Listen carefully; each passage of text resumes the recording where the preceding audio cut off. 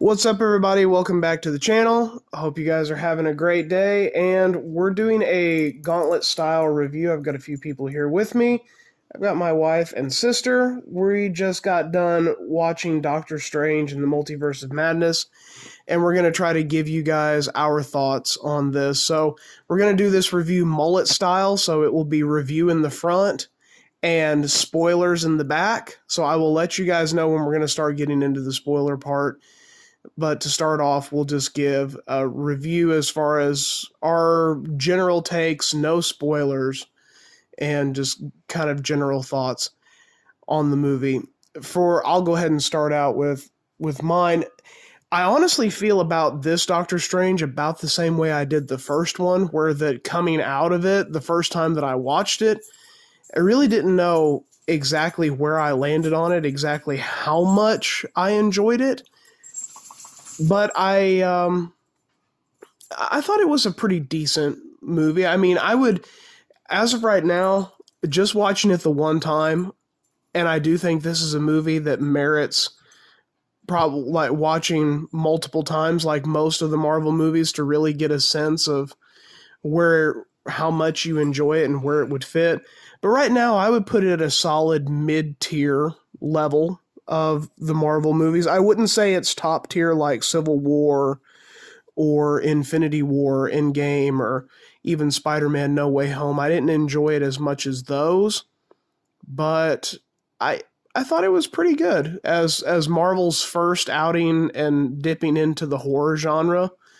I thought it was really good, which they do a lot. There's a lot of horror elements in this movie. What'd you guys think? Agreed. I don't know. I'll plead guilty to the fact that I like weird movies, so I did enjoy this movie. I will say it was not what I thought it was going to be. I don't know exactly what I expected, but I know that this was not it when I saw it. But you still liked it. I did still like it, and I would definitely watch it again. And I agree with you. I think it definitely merits more than one watching if you really want to get into it and figure out where it plays in with everything. Because there's a lot going on. It's a fast-paced movie. It is. I distinctly remember 15 minutes in, they're winding up for a fight. I was like, really? We're doing this fight 15 minutes into the movie? Really? And it hits the ground running too. Yeah. There's no build up. It's just right into the action. It immediately just starts off. Yeah, it's an in-your-face movie all the way. I don't like creep. I don't like horror. It freaks me out. So it threw me off a little bit. It's not bad, but there is a definite, like, you feel it when the scenes pop up. There's like, this is straight out of a horror movie. There's an eerie feel, especially as the movie progresses. The eeriness gets cranked up more and more. It's kind of a slow build. Yeah. Of more and more eerie. Yeah, definitely. So as someone who doesn't like horror, though, would you, because I do enjoy horror elements, so for me, I was right at home. I really liked it. Would you say for any of the people that don't like horror, would you say it's too much for them? It's not too much for me. I don't like horror. I have a very strong feelings about horror, and my husband knows that I have very strong feelings about horror. And I still get you to watch movies. Yeah. But it's weird because like I said, there's a definite creep factor. You can tell that this is straight out of a horror movie, but it's not really. It's kind of watered down. It's not horrifying. Yeah, it's horror without the intensity, if you can say that. Right. There's not as much of an edge. For me, I guess I kind of feel the same way. I don't really like the horror aspect of it, and it's not necessarily horror, like you said. It's more of just like the eerie, weird stuff. It's more creepy than horror. Yeah. Although there's some very visceral violence. Yes. And, like I said, there's scenes where they cut them together and you're like, well, if you put that in a horror movie, that's straight out of this particular movie, like the way that they cut the scenes. but it's not, it's not heavy on the horror. It is not a horror movie. It is a solid Marvel movie with a high creep factor. That's a good way of saying it. Yeah. Yeah, that's a good way of saying it. So I would have to say right now, I think I probably like the first Doctor Strange more than I like this one. Where would you guys land on that? Which one would you say you like more? I mean,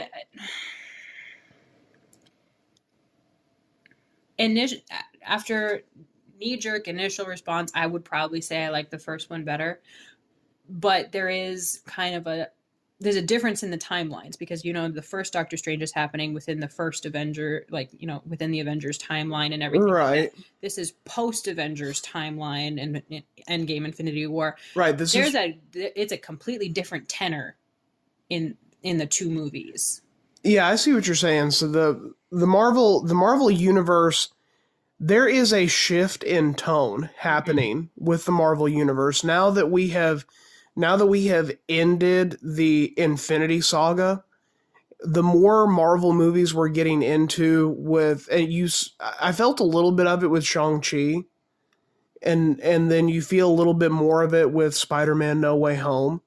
With this now with Doctor Strange, and even in the Marvel shows that we're getting, there is a definite tone switch. Like it's not big or anything, but it does feel different. Yeah. The Marvel movies feel different now. Yeah. So if you're comparing them on just, these are Doctor Strange movies, they are about this character on that ground. I like the first one because I like stories. I like, the build-ups to what makes these people. There's a dynamic shift happening, and this movie really played on that. So it just left you feeling that there's definitely got to be more coming. Right. Specifically for this character. Now, another thing I'll ask, too, because I had seen What If, Loki, WandaVision. I've seen all of the Marvel miniseries. You had not seen What If or WandaVision until just right before we watched this. Yeah. Do you feel like watching What If and WandaVision, do you feel like those helped you get a deeper appreciation for this, or do you think it really mattered at all? They do tie in a lot of it, so I think it helps you better understand it. Because, just there's nuggets. There's nuggets that you'll see in those shows. What if there's more nuggets in the shows than in that one? WandaVision. It's weird because helps you understand. I would say it's not it's a show, so it was meant to be kind of like a diversion, but it still very much plays into the overarching theme that's going on in the Marvel universe right now. If you don't watch WandaVision, you're missing a key piece of things that come into play in the movie. As far as it felt like more the dynamics of the characters and where certain characters are at, like where Wanda is at in this Doctor Strange movie, it very much picks up where WandaVision leaves off. So you could go into this movie not having seen WandaVision, but I think that's probably the most important movie or show to have watched going into this. Yeah, you can not watch it, but you will be left feeling like you're playing catch up if you don't. Right. Yeah, because it explains itself out, but there's definitely things that happened in WandaVision that directly tie in to things that happen later in the movie. Yeah, I don't think it would feel like a total departure from the character if you hadn't seen it. But You would just miss some progression. It's like, oh, so we're going from this to this now. I was gonna say I don't know. I would argue that you kind of miss a very key piece of what happens to Wanda if you don't watch WandaVision, because coming out of Endgame, where they're fighting Thanos but she's always been a broken character. Yes, but it's beyond broken. At the beginning of the movie, she is decimated. She is completely and utterly empty. There is a vacuum, a void in her that she is seeking to fill, and a lot of that came out of Endgame, and then some of the effects of what happened in WandaVision. Right. Now, one thing that you said that I will echo is the fact that this movie was not what you expected. This movie was not necessarily what I was expecting either. I was expecting a little bit more of like a multiversal hopping. We do definitely get a lot of the multiverse. But so it lives up to its title. It gives us that, but I guess I was expecting to kind of sit and soak in more multiverses than what we got. And I think a lot of people are also going into this movie expecting to get a lot of cameos from lots of, like, you're expecting this character to pop up 1 second and then another character to pop up another second. And I guess I was expecting a little bit more of that than what we got. But what we got is not bad. No, it's just not what you think you're going to get. Right. Everyone on some level has a preconceived notion of what you think you're going to get going into any movie, more so in Marvel movies. It's not that we didn't get it, it's just not what you thought you were coming for. Well, and Marvel knows that, so even in the trailers and the TV spots that they put out for movies, there's always an element of misdirect. The way that trailers are cut together, it shows you things, but it shows them to you out of context, or it shows it to you in a way that makes you think a certain thing. And then when you go into the movie, it's like, wow, okay, well, that was not what I was thinking at all. Like zombie Doctor Strange, no spoiler, but that was not what I was expecting at all. Like, that's in the movie, but it's in a completely different context than what I was expecting. Mm-hmm. It to be. And again, it wasn't bad. It was just different. Yeah. And for those of you that watch my prediction video of how many, just going into it being different, I had 10 characters that I thought were very possible, unconfirmed, because we had a couple cameo characters that were confirmed, like Captain Carter, Captain Marvel, and Professor X. We knew they were going to be in there. Marvel had confirmed it, and we saw them in trailers, so we knew they were going to be there, but I was expecting even more. Out of the 10 that I predicted, 2 of them were in there. I won't say which ones right now because we're still in the review section. The other 8 weren't in there, not because necessarily I was wrong, but just because there weren't as many cameos as I was thinking would pop up. Yeah. So, do you guys have any other? So, out of 10, what would you rank this? Out of 10, I would be okay giving it a solid 7. Like I said, I'm not a huge fan of the creep and the horror aspect, so that might have knocked it down just a tad for me. It wasn't bad, just not my favorite. It is violent, but it's not gruesome or bloody or disgusting or anything. They cut together some brilliant fight sequences. There was a couple that I really liked. Yeah, the action is really good. The visual effects are all very much so on point. Yeah. I personally have issues with language, and I felt like as you like to say, all foul language is kind of gratuitous. Yeah, all language is unnecessary and gratuitous. But there were a couple of times in there I was just like, that was just an unnecessary right. And of course, they had to throw in the inclusion and the PC and everything with Amanda, not Amanda, but America's backstory, which that's a more recent character in comic history, and I'm not really familiar with her or her backstory. So I don't know if what they did for her backstory was actually true or not, or if that's exactly how it is. But again, to me, that's just stuff that is, in my opinion, it's unnecessary. It doesn't have to be in the movies. Yeah. I think all three of us physically groaned when they brought in her backstory, and we're like, Yeah, because it's just, I mean, and it doesn't even make sense. Yeah. Like, They never tied it into the movie at all. Like, they mentioned it and they brought up it a few other times, but they never actually did anything with it. It was just mentioned. Right, and there is a trauma in her backstory that causes her to be the way she is, but that PC element that Marvel and Disney now feels that they have to include in every single movie that they make does not impact the movie one way or the other. It could have. And which some people would say, well, then why do you have a problem with it?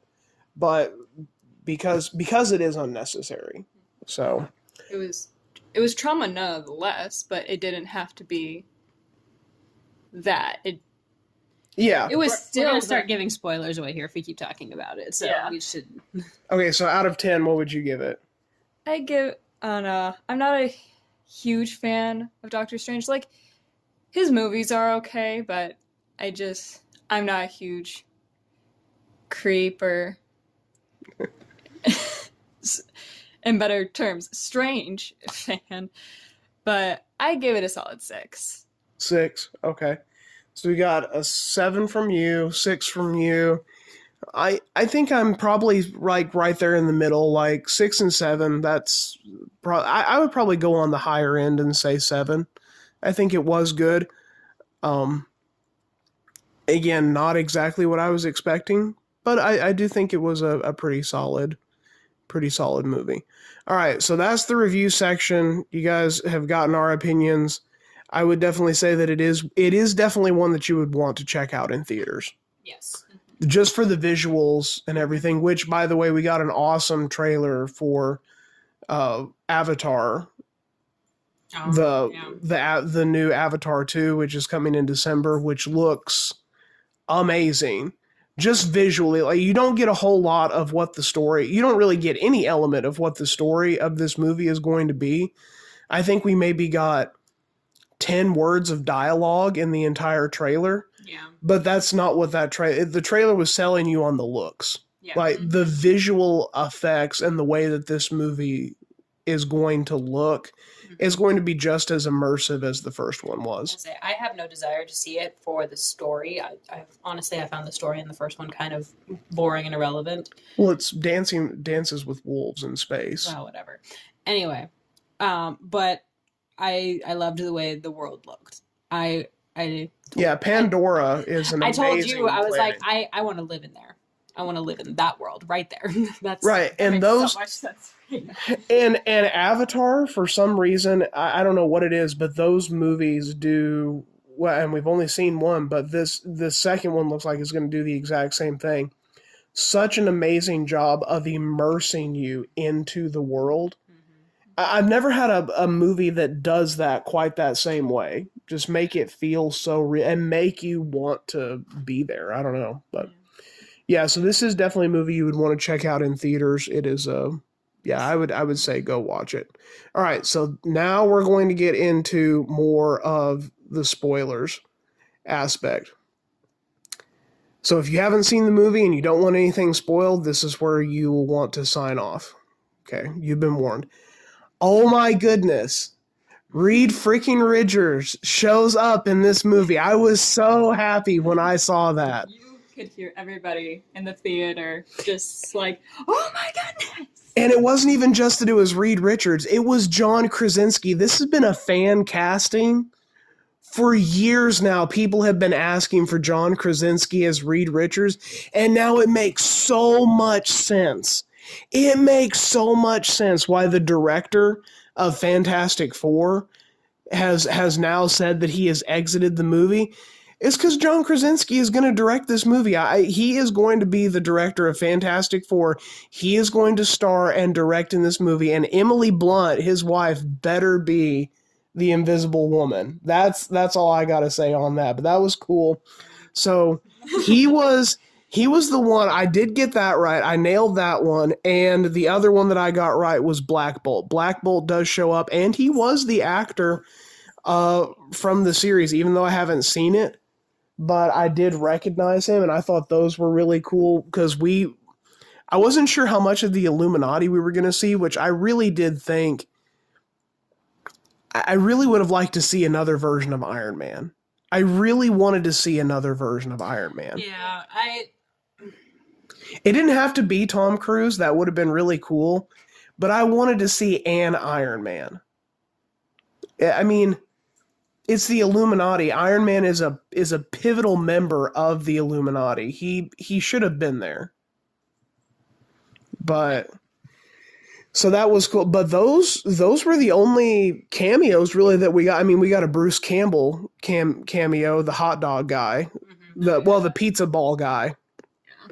Yeah, but he pops up in every Sam Raimi movie. That's just a thing. And Sam Raimi was in the movie. Before, you guys probably didn't notice it, but if you didn't catch it, there is a Sam Raimi cameo. He is waiting in the crosswalk behind them when red is go. He was waiting behind them. I saw him. I was like, oh, okay. So now, okay, Sam Raimi's gonna start doing little things in his movie. But yeah, that was kind of cool.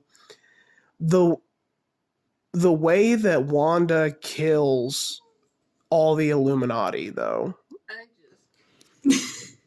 She goes through them kind of like a kid goes through candy on Halloween. There's they fight hard, but yeah, they give her all they got. Annihilates. Oh, yeah. Yeah, she just kind of looks at him like, "Oh, that's cute."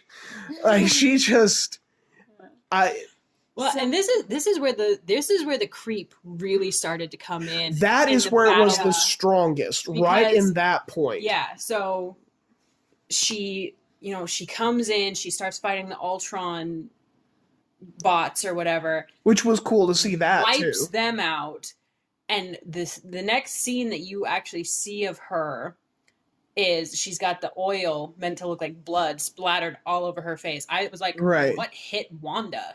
I thought she was bleeding at first. Yeah. And Same.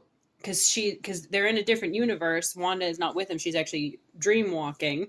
We did say spoilers.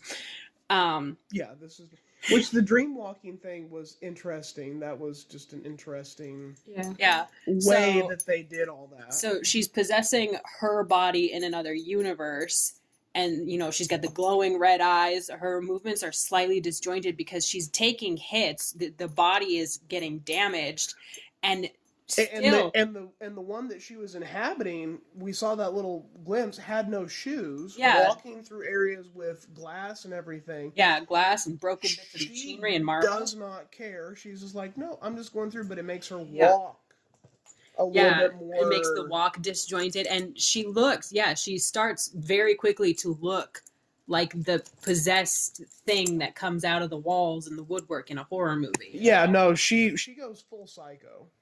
100%. She goes 100% psycho. Yeah, because Mr. Fantastic says 5 sentences to her, and she pulls him apart like string cheese. Yeah, it was. Yeah, I think the most. That was the least gruesome death out of all of them, I would say. Well, the least gruesome one was probably Captain Marvel because she just gets crushed. Yeah, she just gets crushed, so you don't see that much of that. Captain Carter's was pretty gruesome because she got cut in half with her own shield. Yeah. I think the most gruesome one for me was, I don't know, it would be between Mr. Fantastic and Black Bolt because she turned their powers against them because Mr. Fantastic being able to stretch and everything, and then you're just turning him into strings, and then Black Bolt, you're taking away his mouth, and then his power, how he speaks, he blows his own brains out. I was gonna say, I argue that the most gruesome was actually Captain Carter's, sliced in half with your own shield. But the most ruthless was Black Bolt's. Yeah. That was the epitome of turning your power against you. Right. Yeah, it was bad. It was bad. But yeah, so we had that. And yes, that was when the creep factor and the horror element was the most obvious. It was also pretty creepy whenever that we got, and that's what I was saying. I was expecting a little bit more multiverse hopping because we only go to 2 alternate universes where we actually stay in that multiverse. 'Cause we have that section where they travel through like a dozen different ones where they're just kind of falling through the multiverse. Yeah, so the initial shock of America's power when she stumbles through it is Wanda is chasing them, trying to steal America's powers. America has has not figured out full control yet. She's punched holes through 20 universes, and she's just falling through. Doctor Strange follows, trying to save her, and they're just falling through universes. And you have that thing that you saw in the trailers, that tilting thing where you just spill through and through and through. Right, we did see a little piece of that, just like a second worth of what was going on. Yeah, so I don't know what. There probably were at least a dozen that you kind of spill through, and then you land in the Illuminati's universe. Right, 864. Didn't they say that was 8? Which confirmation that, for those of you that know the comics, the main Marvel universe is 616, and they confirm that the universe that they came from, the universe that we've had everything happening in, is the 616 universe. So this is the main universe. They really could have like tossed a dime in there and said, "Oh, you're from universe 725." And all the Marvel geeks and comic dudes, we would have just lost our minds. It's like, what? This isn't even the main universe? But Professor X in his wheelchair from the 90s cartoons. I love seeing him in that yellow wheelchair. That was so cool. And it fit that universe. It did. Because that universe felt futuristic. I was wondering, because I'd seen a picture of that, and I cringed a little bit because I'm like, the fanboy in me really wants to see that in live action, but the realistic side of me says, how are they going to make that not seem way out of, like it just doesn't fit? But it fit in that universe. It did. It really did. And then actually, after we hit the Illuminati universe, then they go searching for, what's the name of the book, honey? The Book of Ashanti. That thing. And then alternate universes, Wanda catches up with them, grabs America, forces America to punch a hole, and sends Strange through that one, and that's when you land in the dark third eye alternate universe. And then she redirects America back to 616, where she has been, controlling everything going on in 8 whatever. And then those are the 2 big actual multiverses that we spend more than 5 seconds in. So the biggest surprise and like happy surprise for me was the fact that Wanda was the villain from the get-go. Yeah. And the trailers really make you think that there is something else going on. Like the trailers give the hint that Wanda is very unhinged and there's something going on with her. And so, a lot of people speculated Wanda's probably going to end up being the villain in this movie, but a lot of us really thought that she would become the villain later down the road. Like there would be another threat that they would have to face, and then Wanda would end up going bad or something. Like something in the movie would cause her to snap. she had snapped way before. Oh yeah. Yeah, my initial thought was, like, there was going to be, like, this main bad guy, and then, like, Wanda was with, like, Strange and all those guys, and then eventually the villain or somebody was going to, like, use her trauma of all that happened in WandaVision to, like, kind of switch her mindset. Kind of manipulator. Yeah. But no, it just, like, right off the get-go, she's the villain, and I'm like, oh my goodness. Mm-hmm. Which, the way that she ends everything, part of it felt like it was a little bit too quick of a turn from her going as bad as she was to them being like, yeah, no, I just need to kill myself. I see where you're coming from when you say that, but I actually was okay with that.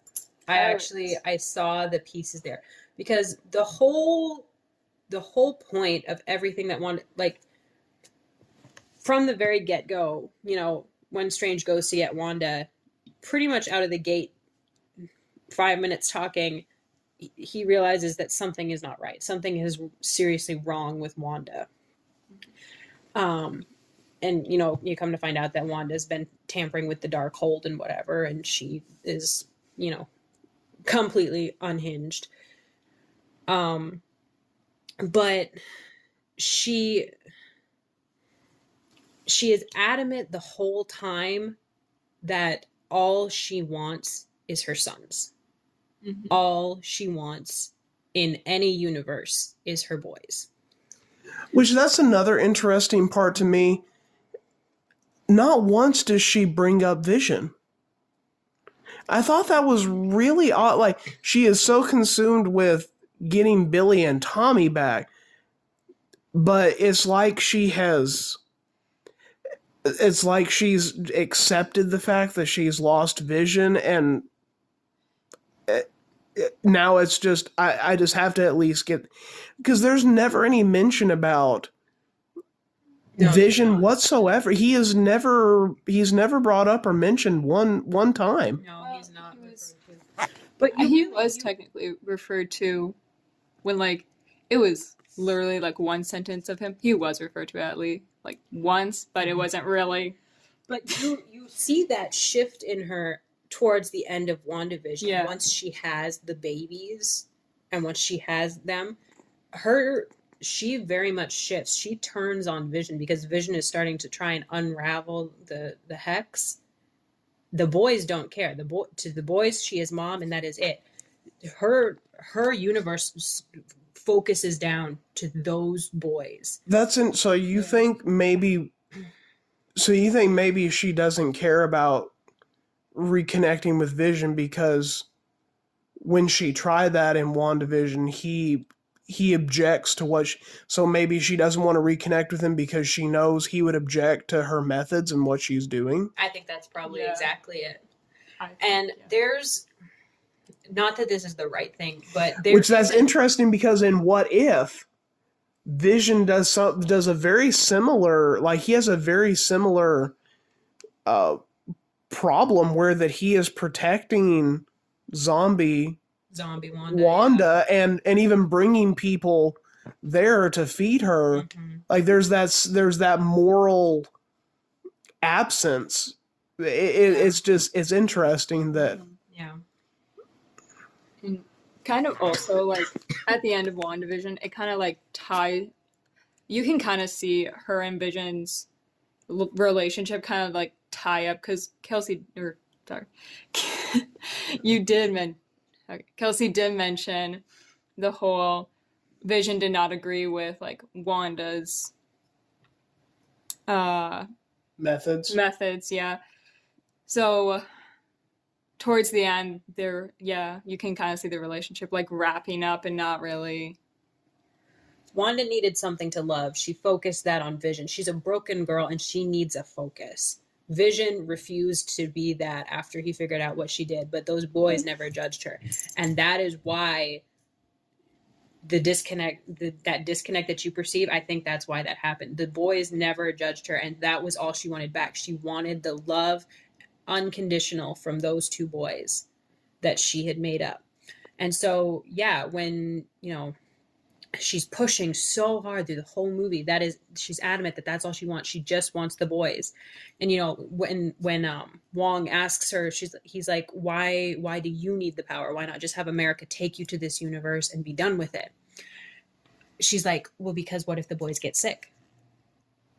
It's real. I don't think it's honestly about the power. I think it's about the boys, because then at the end, that's why the boys' visceral reaction to her rather than their Wanda, their mom, is so jarring to her, because she realizes, she's like, because she tells them, she says, I would never hurt you. And she looks, and all she sees is fear and pain on their faces. She withdraws from that because she never, ever wanted to do that. And, then other Wanda comes up. And on some level, she knew exactly who this was and what terrible violation she had put her through. There was empathy. There was a lot of empathy on her part. Yeah, and she looks at Wanda kneeling there, so broken and so lost, and she says, these boys will be loved. Like, she knows that is all that this Wanda ever wanted. She wanted to love her children. Well, they shared a mind for a while. I mean, maybe in some way there was a connect there and understand. I am curious if we're going to see more. I think we're not done with the multiverse. There's got to be more. They just opened the door to it. And I know you guys haven't seen Loki. No. But the Loki series really opened up the door for the multiverse and a lot of different things. I don't think we're done seeing elements of the multiverse, and even the post-credit scene, the very first post-credit scene that they give us. Watching, by the way, if you go and see it after this, don't bother staying for the second one. And everybody listening at this point has probably seen it already, so you guys know what we're talking about. I'm not sure who that character was that appeared to Doctor Strange and where exactly they're going, but obviously Doctor Strange will return. As far as movies that are coming down the road that we know of, the one that makes the most sense that he would show up in would be Ant-Man 3, because we know Kang is going to be in there. So there's the time travel element. Maybe there's going to be a little bit of multiverse stuff. I don't know. So, yeah. But yeah, it was a good movie. They said from the get-go that this was going to be Marvel's step into the horror element, and they definitely delivered on that. I think that was extremely unsettling with the way that they did that, and Elizabeth Olsen did an amazing job acting. Everybody did a great job with their acting, but when she was killing the Illuminati, you could tell she was enjoying it. Yeah. Mm-hmm. And maybe that's why it felt more disjointed for me, because it's like, oh, okay, she's actually enjoying ripping these people apart. She goes from that to then I have to make a penance for what I've done. I need to. So I don't know. Maybe that's part of why it felt a little more off to me. I don't know. I don't know, and I don't know. I still boil that down to the fact that I like your explanation. These are people standing in her way, not that that's maybe that doesn't fully cover the joy that you can tell she gets out of it, but I mean, something is broken in Wanda. Yeah. It was broken for a long time, and it's fractured almost beyond repair. Or it did fracture beyond repair because she ended it, so very finally. I think the last thing that I'll say about that, because I think we pretty well covered all of it as far as the big elements. and the cameos and everything that we got, which weren't as many as I thought, but that's fine. I would rather have less cameos and have them mean something than just have a character thrown in there for the sake of saying, well, we cameoed a character. I wanted to have some meaning behind it. Yeah. Because, like, after watching the movie, you still kind of wish some of those people were brought in, but also you're like, how could they tie them in? And it's still after like you was actually part of the watched story. The movie, it wouldn't have made sense to throw in. Yeah. You know what I found very interesting is how, every universe, some are, just a little different, some are drastically different.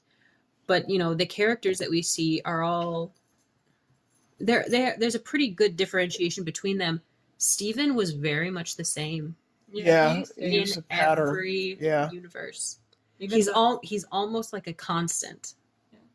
Because even his third eye, dark version of him was like still, like you could still tell that was very much him.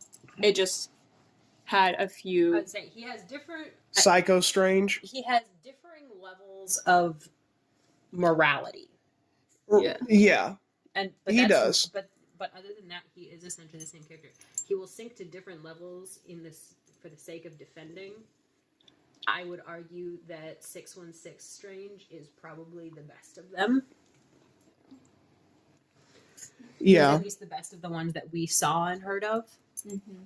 And if we get another Doctor Strange movie, I mean, it's got to be between him and Mordor, or like Mordo. It's got to be the two of them settling it, because we still haven't seen.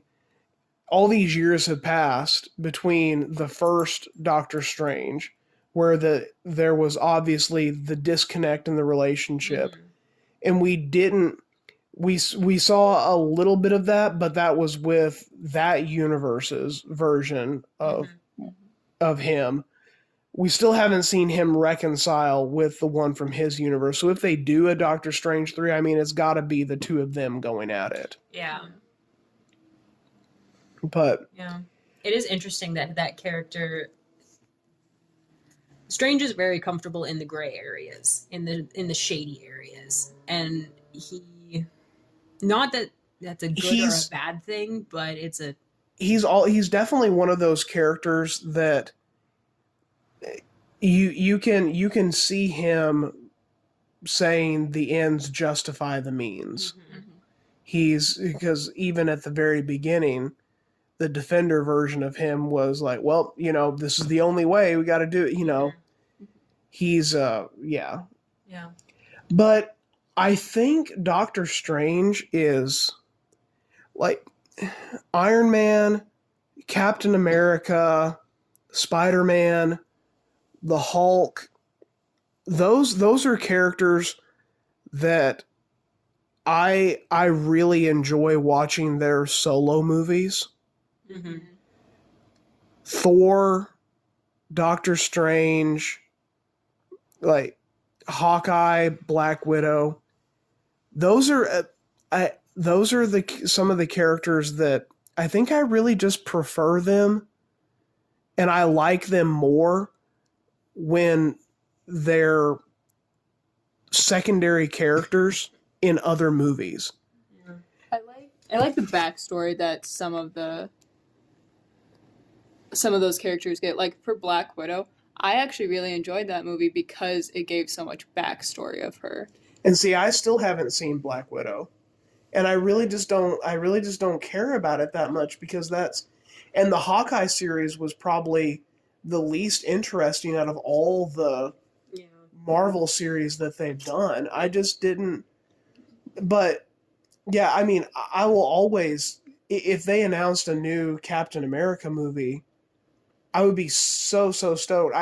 I'm gonna see the new Thor, but I'm not that super excited about it. The reason why I was so excited for Doctor Strange was not because I liked the first Doctor Strange so much. It was 80% of my excitement was multiverse. That was what excited me for this movie. And so maybe that's part of why I'm saying it's somewhere around a 6 or a 7 for me. because I wanted more multiverse and I got more Doctor Strange. Yeah. And see, like, I said at the beginning, I kind of like the weird and the obscure. So I actually really like Stephen Strange. I think he's a very complex character. I think he's a very interesting character. But I like I like that he's the guy that will make the call to, because you have hero. I feel like Steve Rogers, when the plane is going down in Captain America First Avenger, whatever. He makes the call. He's like, my life for the sake of everyone else's. Now, if it had been Peggy's life for the sake of everyone else's, would he have made the same call? I don't know about that. Steven, I do think I know. I think he would have sacrificed her for the greater good of the multiverse. And I think we saw that he did that. Yeah. I don't know. It's just my favorite Doctor Strange moments have been from Infinity War and Endgame and No Way Home. Like, those interactions and those moments that I've gotten with Doctor Strange have been better to me than, or I don't know, like, those are more highlights to me. He still gets his opportunity to show off and show how powerful he is, but I mean, my favorite moment of his is when he fights Thanos one-on-one in Infinity War. It is so cool, and that's I don't know, because I do really like his moment in the first movie where he fights Dormammu, and not really fights him, but just irritates him to the point where he surrenders. Right. Irritates him for eternity. You know what? This is going to be very controversial, but I'm going to argue this wasn't actually Doctor Strange's movie. His name was on it, but I think this was Wanda's movie. The story was very, very much centered around her.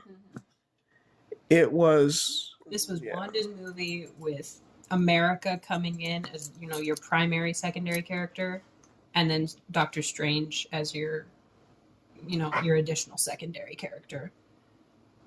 That was how I perceived it watching it.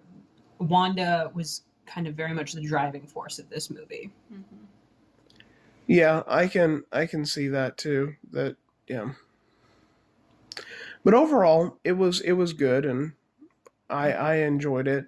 I'm interested to see more of where, because there isn't as much of a clear path of where the MCU is going as there was with the Infinity Saga. Yeah. I can't really tell exactly where we're heading to. Yeah. So, and what's really going to be coming down the road, but yeah. It will be interesting. Stay tuned. Yeah. Maybe they're going to unleash something huge in Thor that's going to set everything up. Who knows? Well, I mean, they've got some big characters in there, but I don't know. I could be wrong. Maybe Thor is going to have a big impact on the future of the Marvel Universe. I really don't feel like it's going to. You know what I'd like to see? I'd like a third Guardians of the Galaxy. We need a third of those, I think. I mean, we're going to get a lot of the Guardians of the Galaxy in Thor 4. Yeah.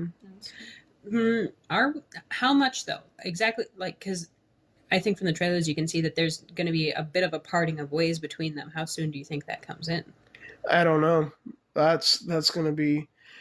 But wherever they do part ways, that's where the next Guardians of the Galaxy will pick up. Yeah. And I would think that a big part of that story is going to be finding Gamora.